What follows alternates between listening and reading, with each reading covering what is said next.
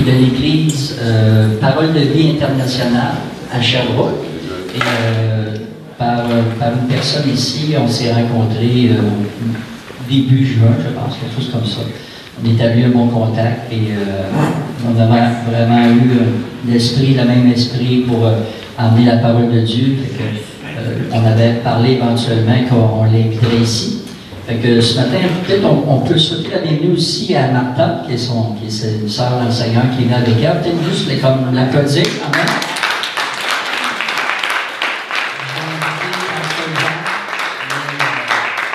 Partager ce que Dieu a mis dans son cœur. Je pense qu'il y a des petites publicités à faire, mais c'est correct. Merci. Je vous salue tous au nom de Jésus-Christ. Que Dieu vous bénisse beaucoup et on aime votre Église. Amen. Recevez les salutations venant de notre Église. Mon mari ainsi que tous les membres de l'Église m'ont dit en venant ici, je vais vous saluer. Alors recevez les salutations au nom de Jésus-Christ. Amen. Et ce matin, j'ai demandé à Dieu de me mettre une parole à cœur. La parole que Dieu m'avait donnée, je me disais, Seigneur, c'est un peu compliqué ce que tu me demandes là, mais on va essayer d'avoir confiance au Saint-Esprit. Souvent, le Saint-Esprit nous a toujours fait des surprises. Dans mon ministère, ce sont des surprises. Tu peux planifier quelque chose, mais la dernière minute, Dieu dit non, pas ça, c'est ceci que tu vas parler. Et on marche selon la direction du Saint-Esprit. Et des fois, tu peux nous voir ne pas avoir préparé quelque chose, mais ne pensez pas que tu ne vas pas recevoir quelque chose, parce que le Saint-Esprit a toujours eu quelque chose à nous donner. C'est pourquoi, juste aussi ce matin, Dieu nous a donné la parole pour cette Église, et il nous a donné dans le livre de Jean, chapitre 14. Jean chapitre 14, versets 1 à 6. Notre thème de ce matin s'intitule « Jésus-Christ, le chemin, la vérité et la vie ». C'est un passage que tu as l'habitude de lire, mais je pense qu'avec le Saint-Esprit, il va nous donner d'autres nouvelles révélations là-dedans. Nous allons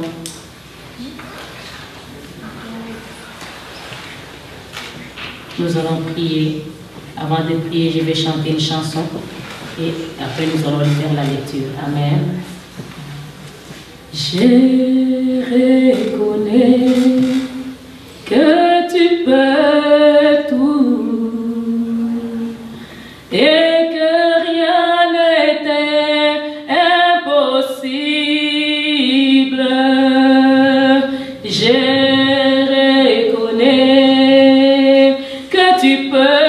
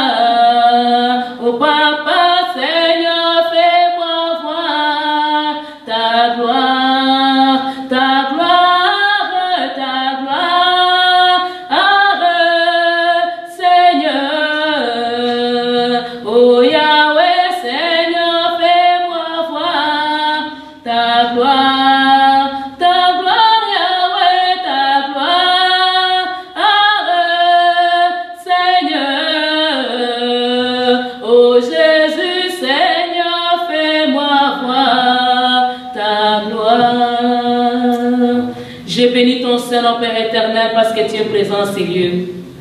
Tu nous as accordé la grâce d'arriver ici, mon Père et mon Dieu, pour partager ta parole. Qui suis-je, mon papa, pour être sélectionné afin de nourrir ton peuple qui sont venus ici ce matin? Jésus, je ne suis rien qu'un simple instrument. Laisse qu'il te plaise de m'utiliser comme il te plaira. Que je diminue en fait que toi tu croisses. Saint-Esprit descend et manifeste-toi. Glorifie-toi en toutes choses. Parle en fait que ton peuple reçoit. Parle afin qu'il soit béni. Manifeste-toi et donne gloire à ta sainte Seigneurie. Je viens résister à toute puissance maléfique et de contradiction de la parole, d'envoûtement, de divagation de pensée, toute puissance maléfique qui pourra nuire au message de ce matin, la mauvaise interprétation, je les chasse de cet endroit et je les renvoie dans les alliés au nom puissant de Jésus. Je me soumets au Saint-Esprit. Je diminue afin que toi tu croisses. Et je soumets toutes tes pensées captives à la Seigneurie de Jésus ainsi qu'à l'obéissance de Christ. Reçois la gloire, l'honneur et la magnificence. Au nom de Jésus, t'avons ainsi prié, te disons Amen. Amen. Nous prenons donc nos Bibles dans le livre des Jean, chapitre 14. Verset 1er jusqu'à verset 6, nous lisons au nom de Jésus. Que votre cœur ne se trouble point. Croyez en Dieu et croyez en moi. Il y a plusieurs demeures dans la maison de mon Père. Si cela n'était pas, je vous l'aurais dit, je vais vous préparer une place. Et lorsque je m'en serai allé et que je vous aurai préparé une place, je reviendrai et je vous rendrai avec moi, je vous prendrai avec moi, afin que là où je suis, vous y soyez aussi. Vous savez où je vais et vous en savez le chemin. Thomas lui dit, Seigneur, nous ne savons où tu vas. Comment pouvons-nous en savoir le chemin? Jésus lui dit, je suis le chemin, la vérité et la vie. Nul ne vient au Père que par moi. Amen. Amen. La Bible est en train de nous parler ici, c'était Jésus-Christ avec ses disciples, parmi ses entretiens, pendant qu'il parlait de sa mort et de sa résurrection. Après qu'il ait parlé qu'il faut que les gens mangent son corps et qu'ils boivent son sang. Beaucoup étaient partis et encore il a parlé qu'il va mourir, il va ressusciter. Beaucoup d'entre eux ont commencé à s'inquiéter dans leur cœur. Ils commençaient à se demander c'est quoi cette mauvaise nouvelle. Ils commençaient à se tourmenter au-dedans d'eux. Ils étaient comme troublés au-dedans d'eux. Ils étaient plus rassurés au-dedans d'eux. Ils ont commencé à s'attrister dans leur cœur. Et la Bible déclare, Jésus-Christ a commencé à parler. Je m'en vais vous préparer une place. Que vos cœurs ne se troublent point. Je ne sais pas à qui je parle ce matin. Il y a le cœur de quelqu'un qui est troublé par une mauvaise nouvelle, par une mauvaise situation. Tu as raconté des choses compliquées. Tu t'es senti malmené. Tu t'es senti perturbé. Dans toi-même, tu ne sais pas quoi faire. Tu es chrétien, tu le sais. Tu es chrétien, tu le sens. Tu pries, tu jeûnes. Mais tu sens qu'il y a ça ne va pas. Tu sens que quelque chose ne bouge pas. Tu sens que ton cœur est attristé. Des fois, tu peux te réveiller.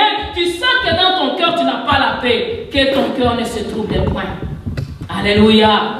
Je parle à quelqu'un que ton cœur ne se trouble point. Mais croyez en Dieu et croyez en Jésus. Pourquoi croyez en Dieu et croyez en Jésus? Parce que Dieu est le Créateur, Jésus est le Sauveur. C'est lui qui peut te sauver de cette situation. C'est Dieu le Créateur qui peut créer une situation nouvelle. C'est pourquoi j'avais dit qu'il fallait diminuer un peu. Je le savais. Amen. Alléluia. Une chance qu'on t'a ici parmi nous. Si tu étais parti, on se serait mal pris. Amen.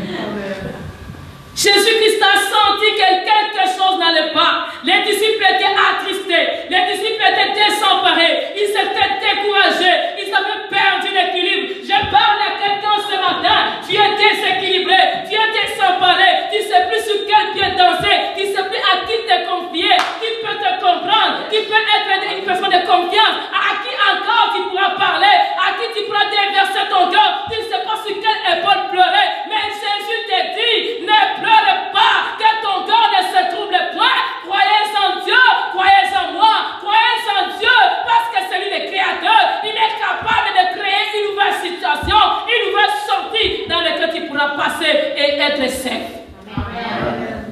Il est Dieu. C'est lui qui t'a créé. Il connaît le nombre de tes jours. Il connaît ta vie. Il connaît ton problème avant même que ton problème soit. Parce que le mot problème existe et il mot aussi solution existe. Dieu qui voit ton problème, il connaît aussi la solution pour ton problème. Des fois, on passe des moments très difficiles et très compliqués. On pense qu'on ne peut plus s'en sortir. Toute la semaine passée, j'étais malade. L'autre semaine, j'étais malade. On était même en jeûne dans notre église. Mais j'étais malade, j'ai toussé, j'avais le mal de gorge. Tout n'allait pas bien. Excusez-moi. Et le dimanche, quand je prêchais, je n'avais même plus de voix. Tout était parti. J'étais obligé de prendre 2 micros pour que je puisse un peu faire sortir la voix. Si la soeur était là, elle allait pouvoir monter, je pouvais faire sortir. Mais c'était compliqué. Mais quand j'ai vu la semaine passée, le dimanche est passé, je me suis dit, ok, je vais me détendre cette semaine, le dimanche je serai prête. Et qu'est-ce que le pasteur dira que si je lui disais que je ne fais pas bien? J'avais la force dans mon corps. Mais quelque chose n'allait pas. C'est que je sens dans ma poitrine, j'avais vraiment des douleurs de la toux. Et je ne savais pas mais vraiment bien parler. À chaque fois, quand j'ouvrais ma bouche pour parler, c'était la toux qui sortait. J'ai compris que c'était l'ennemi. Alléluia. Peut-être aussi il y a quelqu'un qui est attaqué aujourd'hui. Laisse-moi te dire que ton cœur ne se trouble pas. Le même Dieu qui a agi avec moi pour que je sois présente ici ce matin et que je te parle sans tousser, c'est Dieu, il est capable. Il a un plan merveilleux. Jésus a dit, le cœur au cœur ne se trouble point. Bien aimé, des fois tu peux rencontrer une situation, tu veux démarrer l'auto, ça ne s'allume pas. Tu commences à te décourager, tu commences à perdre l'équilibre, à perdre même le contrôle, même à parler bizarrement. Bien aimé, ne perds pas l'équilibre, ne perds pas ton contrôle, persévère. Alléluia. Sois calme, croyez en Dieu, croyez en Jésus, qui est sauveur, qui peut te sauver de cette situation. Il a parlé, il a dit, ne que vos cœurs ne se troublent point, croyez en Dieu, croyez en moi, car je vais vous préparer une place. Quand j'aurai fini de vous préparer une place, je reviendrai pour vous prendre. Il y a un message aussi là-bas dans le message que nous avons, la Nouvelle Jérusalem. Je te conseillerais aussi d'acheter ça. Il y a une place que Jésus est parti acheter, préparer, pas acheter, préparer pour nous. Il est parti nous préparer un demeure où nous serons tranquilles, où nous pourrons être encore reposés, un lieu de repos éternel, un lieu de joie éternelle, un lieu de bonheur éternel. Il est parti le préparer, mais beaucoup ne croient même pas à ça. À cause de son problème, il pense que son problème est plus grand que Dieu. Et Jésus a dit, je m'en vais vous préparer une place. Quand j'aurai fini de vous préparer une place, je reviendrai et je vous prendrai, afin que là où je suis, vous y soyez aussi. Mais Philippe lui a dit, on ne sait même pas les chemins. Et on ne sait même pas où tu vas. Comment est-ce que nous allons venir quand on ne sait même pas les chemins? Alléluia. Des fois, tu as des difficultés. Et Jésus-Christ te dit que je suis la solution. Tu dis que tu es la solution, je n'en disconviens pas. Mais comment est-ce que je vais m'en sortir? Toi, tu cherches les chemins de sortie. Jésus, il peut tracer un chemin là où il n'y a pas de chemin. La Bible déclare qu'il trace les chemins là où il n'y a pas de chemin. Il est capable de tracer les chemins là où il n'y a pas de chemin. Il n'y a plus d'issue de chemin, de sortie. Tu es dans une tunnel, tu ne vois plus l'issue de sortie. Tu ne vois aucune lumière. Mais Jésus connaît l'issue de sortie. Tu peux te retrouver dans un labyrinthe de problèmes. Tu passes à gauche, tu ne sais plus te retrouver, tu reviens à droite, tu ne sais plus te retrouver, tu commences à tournoyer, tu ne sais même pas où est-ce que tu te trouves. Dans les difficultés. Un problème qui sort, un autre rentre. Un autre sort, un autre rentre. Mais là, tu ne sais même pas, je suis chrétien, enfant de Dieu, je suis servante de Dieu, je ne suis pas. Est-ce que Dieu me connaît, il ne me connaît pas? Est-ce que mon nom est inscrit dans le livre de vie ou il ne l'est pas? Tu commences à te poser des questions. Ne te pose pas des questions. Tu vas rencontrer le médecin, lui aussi te donne de très mauvaises nouvelles. Et là encore, tu sens comme si tes pieds sont coupés. Tu es troublé au-dedans de toi. Tu te dis, pourtant moi je crois, mais pourquoi ces malheurs? Alléluia. Pourquoi ces malheurs? C'est parce que Christ te connaît. Et le diable t'en veut. Il te recherche. Il veut t'amener loin du Seigneur. Il te recherche. Il veut te faire sortir dans la liste de vie. Il te recherche. Il veut que toi, même par ta bouche, tu puisses renoncer au Seigneur. Mais ne renonce jamais. Même si les choses s'empirent, dis Seigneur, tu es dans mon cœur, tu resteras. Amen. Amen. Ne laisse pas les difficultés t'apprendre. Ne laisse pas les difficultés te faire sortir dans la volonté du Seigneur. Crois en Dieu et crois en Jésus. Amen. Je parle à quelqu'un, crois en Dieu et crois en Jésus. Alléluia. Il ne faut pas avoir peur. Pourquoi tu as peur? Pourquoi tu ne te sens pas à l'aise? Crois en Dieu et confiance en Dieu. Alléluia. Et nous avons confiance à Dieu. Il faut croire de toute ta force, de toute ton âme. Et Philippe qui dit, on ne sait même pas où tu vas. Comment est-ce que nous allons connaître? On ne connaît même pas les chemins. Comment est-ce que nous saurons où est-ce que tu vas? Il a dit, Philippe, tu es toujours avec moi, mais tu ne sais pas qui je suis. Il a dit, je suis le chemin, la vérité et la vie. C'est là notre vraiment fond du problème aujourd'hui. Jésus-Christ a dit, je suis le chemin. Alléluia. Un chemin, c'est un sentier. Un chemin, c'est une issue, une voie. Un chemin, ça peut aussi être une voie de communication. circulation qui lie un bout à l'autre. Un sentier qui noue des points A au point B, qui lie un milieu à un autre milieu. Un chemin, c'est un sentier qui amène d'un point de départ à un point d'arrivée. Et Jésus-Christ, il est le chemin qui nous amène de notre problème vers la solution. Il connaît parce qu'il est l'alpha, il est aussi l'oméga. Le commencement de ton problème, tu le connais. Et la fin de ton problème, comme il est l'oméga, il connaît. Lui qui est le commencement et la fin, le chemin, le point de départ et le point d'arrivée. Il est là aujourd'hui pour t'amener une solution à tout ton problème, à toutes tes difficultés. Il te suffit seulement quand tu montes, que tu te poses sur Jésus, quand tu commences à marcher sur Jésus. Les chemins, ça peut prendre, je ne sais pas, des autos, ça peut prendre des trains, un chemin ferroviaire, ça peut prendre des trains, un chemin aérien, ça peut prendre des avions, un chemin marine, ça peut prendre des bateaux, mais il suffit d'être dans un chemin. Alléluia. Est-ce que tu es dans le chemin? Là, quelqu'un a prophétisé, a dit que vous cherchez la solution par vos problèmes, pas vos moyens. C'est parce que vous n'êtes pas dans le chemin. Je vais choquer quelqu'un. Oui. Pasteur Michel, pardon-moi, je vais choquer quelqu'un. Tu cherches la solution par toi-même. Mais crois en Dieu ce qu'il a dit. Parce que tu n'es pas dans le chemin, tu ne trouves pas la solution non plus. Tu cherches la solution à travers les gens. Et Martha, qu'est-ce que l'autre a dit? Qu'est-ce qu'il va penser de moi? Qu'est-ce qu'il va penser de ma fille, comme je viens de le dire? Qu'est-ce qu'ils vont penser de ma fille?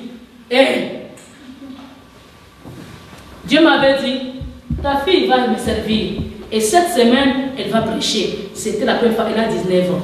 Toute petite comme moi. J'ai dit, il y a des vieux dans l'église que je n'ai jamais donné la place pour prêcher. Qu'est-ce qu'ils vont penser? Ça, c'est l'homme. Amen. Mais Dieu a dit, c'est elle qui va prêcher le mercredi. J'ai dit, j'obéirai à Dieu et non pas à un homme. S'il y a des critiques qui le font, mais je vais obéir à Dieu. Amen. Et elle a prêché, elle a parlé de la foi. J'ai dit, elle on a diagnostiqué, mais elle nous parle de la foi. Alléluia. Elle nous a dit quoi? La foi. Sans la foi, il est impossible d'être agréable à Dieu. Et elle nous a dit ceci. Si on n'est pas agréable, c'est qu'on est désagréable. Si on est désagréable, c'est qu'on est... Alléluia. Maintenant que tu deviens ça, tu deviens comme de la merde devant le Seigneur. Tu deviens comme dégueulasse devant le Seigneur. C'est pas agréable ça, non? Ce qui est dégueu, c'est ce qui est désagréable. C'est pas ça, le français. Moi, je ne connais pas vraiment beaucoup. Alléluia. Mais si tu as la foi, tu es agréable. Si tu n'as pas la foi, tu es désagréable. Qu'est-ce que tu as choisi? Et si tu es dans la foi, tu es dans les chemins. Amen, amen, amen, amen. Alléluia. Moi, j'aime quand je dis Alléluia, que les gens répondent par un grand Amen. Amen. Alléluia. Amen. Amen. Là, je sens qu'on est ensemble. Et ces gens-là, ils ont eu des découragements, mais je suis le chemin. Et ils cherchaient le chemin par eux-mêmes. Tu n'as pas de capacité, tu n'as pas de tracteur, tu n'es pas ingénieur civil pour faire le chemin. C'est Jésus qui a le chemin déjà tracé. Mais les gens aujourd'hui, ils se frayent le chemin avec une houe, avec une bêche. Ils pensent que c'est de la neige qui vont déneiger seulement. Bien aimé, ne te trompe pas. Ne te trompe pas. Crois en Dieu. Alléluia. Parce que Jésus-Christ, il est le chemin et il confiance en Jésus. Ne fais aucun effort pour te frayer un chemin. Monte seulement sur le chemin qui est déjà tracé, qui est Jésus-Christ.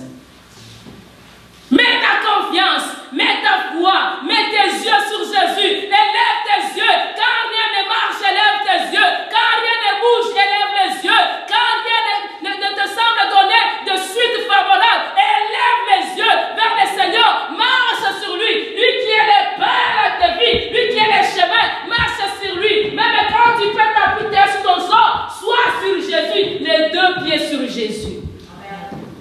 Il ajoute, il dit, je suis le chemin. La vérité. Alléluia. Amen. La vérité, c'est quelque chose qui est certain, qu'on ne peut pas contredire, qu'on ne peut pas changer. Si je me suis trompée parce que je ne suis pas francophone, vous pouvez me corriger. Amen. Est-ce que c'est ça? Quelque chose qu'on ne peut pas changer, qui reste, qui est exact. Une chose conforme, qui est déjà confirmée, que ça ça reste comme ça, qu'on ne peut pas changer, qu'on ne peut pas ajouter ni retrancher. C'est ça la vérité. Amen. Et Jésus-Christ, lui, il est la vérité. Alléluia. Ce qu'il dit, ça reste. Ce qu'il dit est scellé. Personne ne pourra changer. Personne ne pourra contredire. À sa parole, aucune puissance du ténèbre ne pourra ajouter une autre parole. S'il a dit oui pour toi, aucune personne ne pourra dire non. S'il a dit tu vas monter, personne ne pourra dire que tu descendras. S'il a dit tu réussiras, personne ne pourra dire que tu ne réussiras pas, tu échoueras. S'il a dit tu passeras, personne ne pourra te bloquer les chemins. Et c'est lui qui peut faire les hasards de te bloquer les chemins. Jésus-Christ va te bousculer, il va te laisser les chemins, il va se tasser de ta route et tu vas traverser parce que lui l'a parlé, il est la vérité. Amen. Les sorciers, les satanistes, les occultes, les illuminati, il ne peuvent rien contre ce que Dieu a dit sur ta vie. S'il a dit tu vas vivre 1000 ans, tu vivras. Amen. À l'époque de Noé, il vivait des milliers d'années. Alléluia. Des centaines d'années. Pourquoi pas nous? S'il a dit, ça peut se faire. Même s'il a déjà une limite, il a dit que le nombre de jours de l'homme c'est 80 ans. Mais on arrive à voir les gens qui vivent 100 ans. Alléluia. Ayez la foi à la vérité. Amen. La vérité, c'est cette parole de Dieu. Jésus-Christ est la vérité. Il est la parole. Le pain qui est descendu du ciel, il est la parole. Si tu crois à cette parole, si tu crois en ce Jésus, bien aimé, tu ne peux pas être humilié dans ta vie. Tu ne peux pas voir ta vie à lambeaux. Tu ne peux pas voir ta vie se renverser parce que Jésus est en toi. Le fait que tu marches sur lui, tu ne marches pas sur la voie, je ne sais pas, ferrée, ou bien je ne sais pas si la voie aérienne, je ne sais pas si la voie marine, ou bien la voie fluviale, mais tu marches sur Jésus et dans sur ce Jésus-là, avec tous tes deux pieds, tu crois à la parole qui est la vérité, la parole qu'on ne peut pas changer, même si le diable vient, même s'il amène de négativité, tu crois à ce que Dieu a dit, et bien aimé, tu vas voir la gloire de Dieu. Amen. Jésus-Christ a dit à quelqu'un un jour, il a dit que ne t'ai-je pas dit, si tu crois, tu verras la gloire de Dieu. Il parlait avec Marthe et Marie. Ne t'ai-je pas dit, si tu crois, tu verras la gloire de Dieu. Marthe a dit, ah oui, je crois que mon frère ressuscitera au dernier jour. Il a dit non.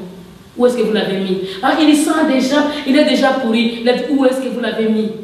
Les gens pensaient que, oh, voyez comment il l'aimait, regardez comment il aimait Jésus, c'est Lazare. Et d'autres personnes disaient, où est-ce qu'il était? Quand on l'a appelé, il n'est même pas venu. Aussi dans ton problème, des fois, tu as appelé, Jésus-Christ n'était pas venu. Et quand il viendra, même si c'est tard, pour lui, le tard n'existe pas. Le tard, c'est le présent. Amen.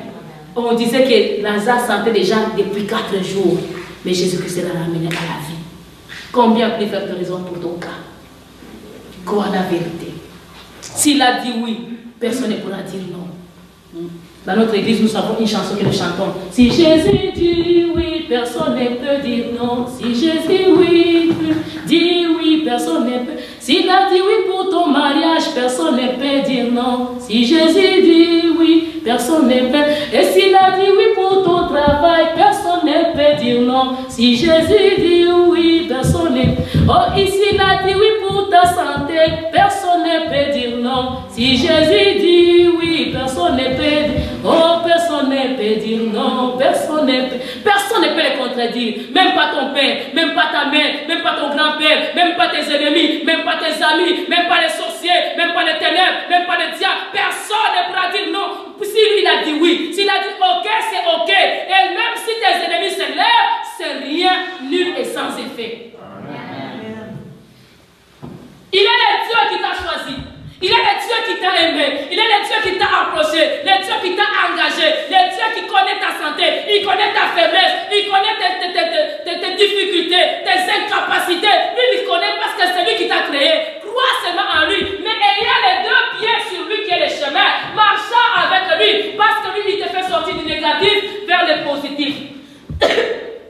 Il te fait sortir de ton problème vers la solution, de ta maladie vers la guérison, de ton échec vers la victoire, de ton célibat vers le mariage, je ne sais pas, de ta perte vers la réussite, je ne sais pas, de ton humiliation vers ton élévation, parce que lui, il est le chemin. C'est quoi qui te dérange? Il est Dieu, il ne change jamais. Même si les hommes changent, même si les hommes nous trahissent,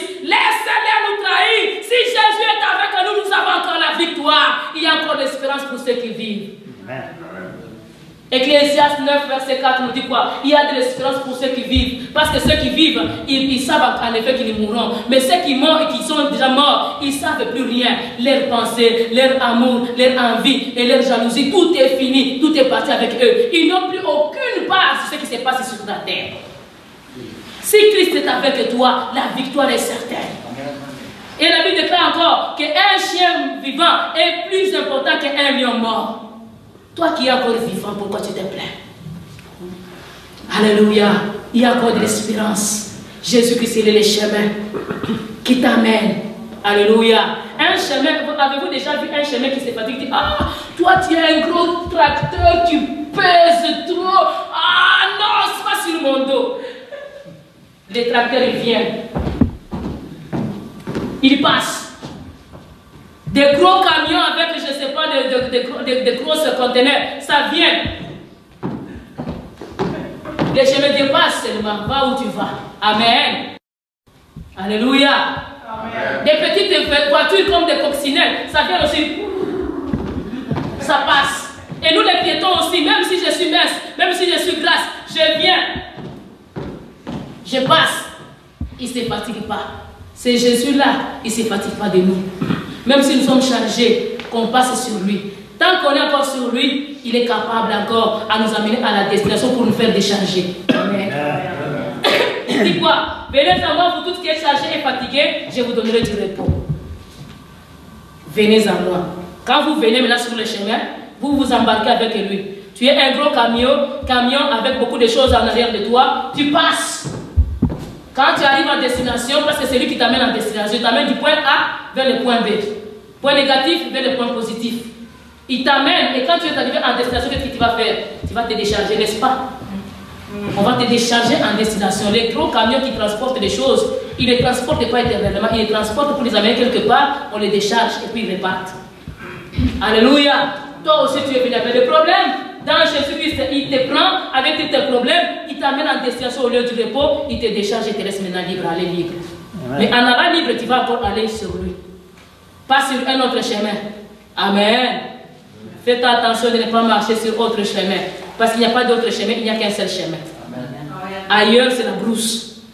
Et la brousse, la forêt, c'est chez les diables. C'est la perdition. Amen.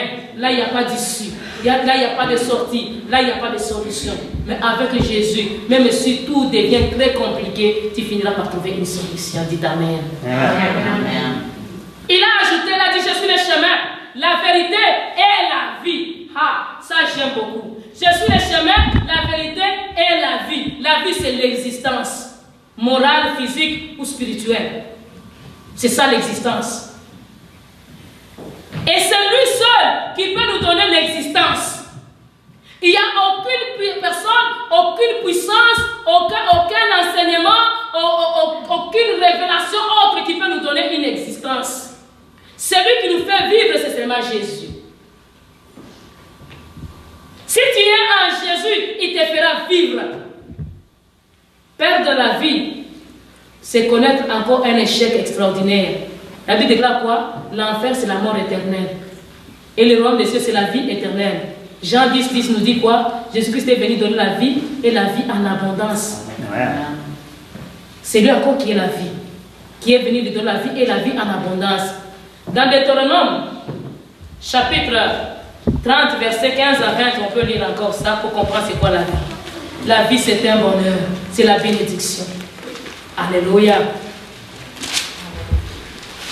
Deutéronome, chapitre 30.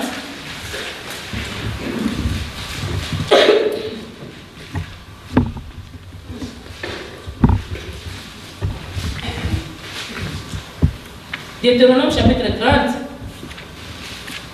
verset 15 à 16, et puis on saute, on s'en va à 19 et 20. On lit ceci. Vois, je mets aujourd'hui devant toi la vie et les biens. La vie et les biens. La mort et les mal. Donc la mort, c'est les mal. La vie, c'est le bien. Car je te prescris aujourd'hui d'aimer l'Éternel ton Dieu, de marcher dans ses voies et d'observer ses commandements, ses lois et ses ordonnances, afin que tu vives et que tu multiplies et que l'Éternel ton Dieu te bénisse dans les pays dont tu vas entrer en possession. 19. J'en prends aujourd'hui à témoin contre vous les ciels et la terre. J'ai mis devant toi la vie et la mort, la bénédiction et la malédiction. Choisis la vie afin que tu vives, toi et ta postérité. Pour aimer l'Éternel ton Dieu, pour obéir à sa voix et pour t'attacher à lui, car de cela dépend ta vie et la prolongation de tes jours. Et c'est ainsi que tu pourras demeurer dans le pays que l'Éternel a juré de donner à tes pères, Abraham, Isaac et Jacob. Dieu a parlé à travers Moïse, et Moïse a parlé aux enfants d'Israël. Il leur disait que Dieu a mis maintenant au devant de nous deux chemins, la vie et le bien, la mort et le mal. Et il a demandé aux enfants d'Israël de faire un choix. Dieu les avait aidés dans le choix, disant que choisissez la vie afin que vous vivez et que vous soyez heureux sur la terre. C'est que la vie, c'est l'existence pleine de bonheur et de bienfaits de Dieu. Mais la mort, c'est le mal et la malédiction pour ceux-là qui refusent de marcher dans la vérité qui est la parole de Dieu. Jésus qui est le chemin, la vérité et la vie, il nous dit que non, si vous marchez dans moi et que vous demeurez dans ma parole, dans mes ordonnances, dans mes préceptes, dans mes commandements, eh bien, vous aurez l'existence, vous aurez les biens, vous aurez la bénédiction, vous aurez le bonheur, parce que c'est moi qui en suis la source. Alléluia. Si vous choisissez ce chemin-là, qui est moi, et que vous demeurez dans la parole, qui est moi aussi, et qui sont aussi mes paroles et mes préceptes, et que vous les mettez en pratique, vous aurez le bonheur, la vie, l'existence, une existence par excellence. Nous avons chanté ici dans un chant, je vais dire, c'était le psaume 23, dit le monde éternel est mon berger. Le bonheur et la grâce m'accompagneront tous les jours de ma vie. Le bonheur et la grâce vont t'accompagner tous les jours de ta vie. Si tu restes dans le Seigneur, si tu demeures dans la volonté du Seigneur, le bonheur et la grâce dans ton partage, tu vas avoir cette vie-là. Qui va avoir une vie misérable tous les jours? Celui qui va avoir la misère en haut, on prie pour lui pour qu'il ait la misère non. Ça, je ne vais pas faire cette prière. Amen. Mais tous nous avons besoin de bonheur. Nous avons besoin de bien-être. Nous avons besoin de bienfaits. Que les gens nous fassent du bien. Nous avons besoin d'interagir avec les autres tranquillement. On n'a pas besoin qu'on puisse avoir des gens derrière nous qui nous poussent ou qui parlent toujours mal contre nous. On a besoin de cette paix. Mais cependant, il y a des gens qui peuvent nous faire du mal. Alléluia. Surtout à des églises, à des serviteurs de Dieu qui sont assidus dans la parole. Bien aimé, je te demanderai une seule chose. Accroche-toi à ton pasteur. Vous savez, nous avons toujours eu des combats. Des fois, on se demande qui est pour nous et qui ne l'est pas. Nous savons qui nous a appelés. Tel que je suis là, je sais qui m'a appelé. Le pasteur Michel sait qui l'a appelé. Ce sont des sacrifices que nous avons faits. On a payé le prix. On a abandonné beaucoup de choses. Pour être serviteur de Dieu, servant de Dieu, nous avons accepté d'abandonner. Comme Lévi. Parmi tous les 12 enfants de Jacob, Dieu a dit à Lévi, tu n'as aucune part avec tes frères. On a donné des portions de terre à tout le monde, mais on n'a pas rien donné. Il a perdu des portions de terre, mais Dieu lui a dit que moi, je serai ta bénédiction. Vous savez c'est quoi Dieu être ta bénédiction? C'est spirituel d'abord. Tu ne vois rien. Les autres voient la terre, leur portion, mais toi, tu ne vois rien. Parce que toi, tu vois ta portion. Maintenant, quelqu'un qui marche par la foi, il ne sait pas s'il va avoir l'argent pour son loyer, il ne sait pas s'il va avoir le gaz pour son auto, il compte seulement sur Dieu qui l'a appelé, et toi tu viens le bousculer, bien aimé, c'était un danger. Là, on combat contre Dieu parce qu'il dit que moi, je suis ta portion. C'est que lui, il marche seulement avec Dieu. Un Dieu invisible, un Dieu que les gens ne voient pas, mais toi tu viens le bousculer. Et c'est là que beaucoup de chrétiens ramassent la malédiction. C'est ce qu'on me dit, faites un choix. Mais les gens disent pas, j'ai choisi la bénédiction. Mais quelle bénédiction tu as choisi? Est-ce que tu as fait un bon choix? Hier dans mon église, j'ai prêché sur le livre des 2 Rois, chapitre 13. Je ne sais pas c'était de quel verset avec quel verset, je vais te le donner tantôt. Tu vas le lire dans ta maison. C'était 2 Rois, chapitre 13, verset 14 à 19. Le prophète de Dieu, Élisée, veut mourir. L'homme de Dieu, Joas, qui était le roi à cette époque, il est venu le raconter. Ça, c'est une parenthèse que j'ouvre seulement. Je sens l'esprit me pousser cette direction.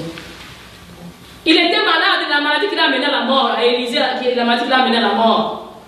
Joas, qui était roi à cette époque-là, il a entendu qu'il était malade, il est venu pleurer auprès de qui? D'Élisée. Il pleurait sur son visage, il lui dirait, mon père, char d'Israël et sa cavalerie. La Bible déclare quoi? N'appelle personne père si ce n'est que Dieu.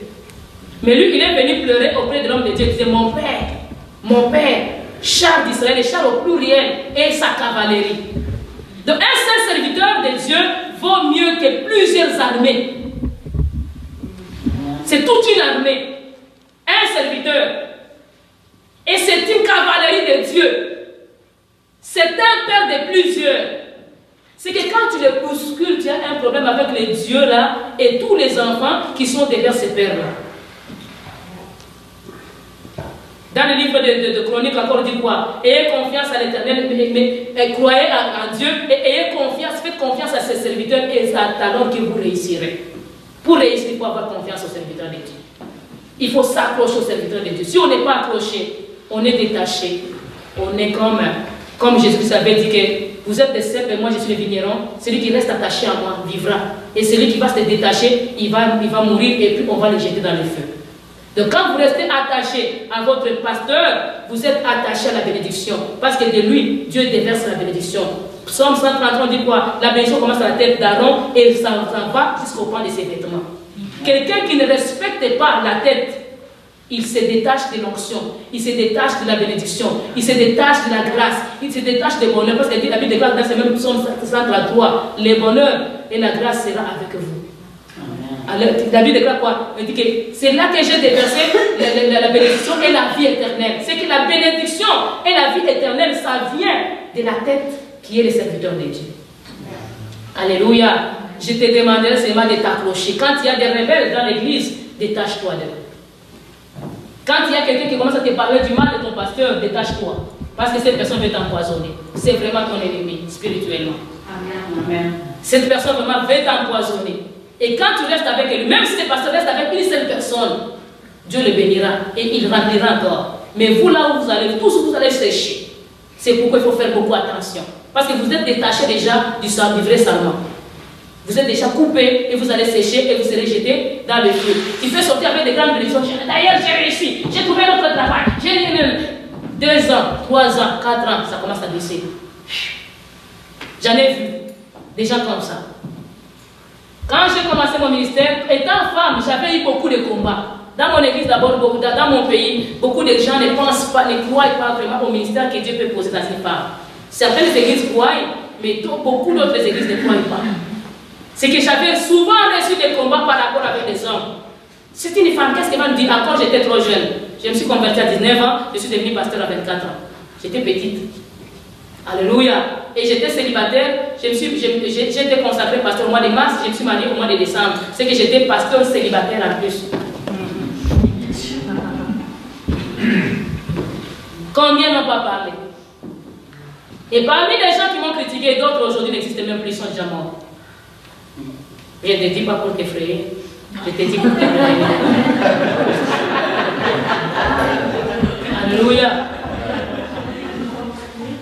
Et d'autres sont morts sans que je sois là même. On me dit, ah, c'est telle personne. Un jour même, il y a eu des anciens qui se sont levés contre moi. Dans notre église, c'était une grande église. On avait beaucoup de paroisses, comme on peut le dire chez les catholiques aussi. Mais notre église était une église pentecôtiste, mais avec beaucoup de paroisses. Et nous avions des pasteurs provinciaux. Ils sont partis m'accuser jusqu'à sur le pasteur provincial. Le pasteur provincial m'a appelé. Avec tous les anciens, j'étais maintenant. Tu devais commencer à t'expliquer. Pourquoi tu as appelé ça cette jour-là? J'étais enceinte, une grosse grossesse de mon troisième enfant, ma fille Milka. C'était une grossesse de 8 mois et 2 semaines. J'ai accouché le même jour. Alléluia. Après la réunion, je suis rentrée chez moi et je suis partie accoucher. C'était un samedi et j'ai accouché le mardi à 19 h. C'était précocement. J'ai accouché avant le temps. Alléluia. Ils ont parlé. Des mensonges en plus. Il a fait ça. C'était ma première fois de voir les gens me mentir en face comme ça. Parce que c'est moi qui te déteste. Parce que tu dis la vérité.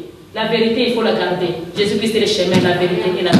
Si tu gardes la vérité, bien aimé, même si on te bouscule, même si on te combat, Dieu, comme tu es là sur Jésus-Christ, tes 2 pieds sur Jésus, il va t'amener du point de départ, de ta souffrance, de ton humiliation, de ton rejet,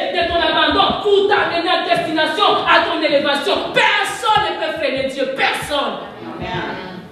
Ces gens-là qui avaient beaucoup d'argent, qui étaient influents parmi les anciens, parce qu'il avait l'argent, il influençait plusieurs derrière lui. Aujourd'hui, et le mari et la femme, tous morts. Et de quelle maladie? J'incite pas les gens. Alléluia. Ils sont morts, j'étais plus dans les pays. Moi, j'étais déjà rendu ici quand on m'a dit que telle personne est déjà morte. C'était déjà 6 ou 7 ans plus tard.